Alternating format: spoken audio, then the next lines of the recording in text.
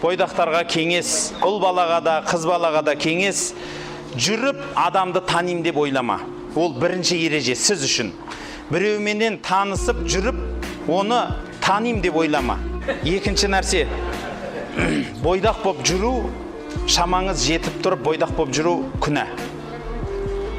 Біліп аңыз, шамаңыз жетіп, бойдақ боп жүру күнә. Пайғамбарымыз саллаллаху алейхи ва саллям айтады, кім үйленуге күші жетсе үйленсін деген сөзі бар. Бұл парыз бұйрық емес, бірақ пайғамбарымыз сүннет. Тағы бір сөзі бар пайғамбарымыздың. Неке менің сүннетім, кім менің сүннетімнен теріс бұрылса, менен емес деген сөз бар.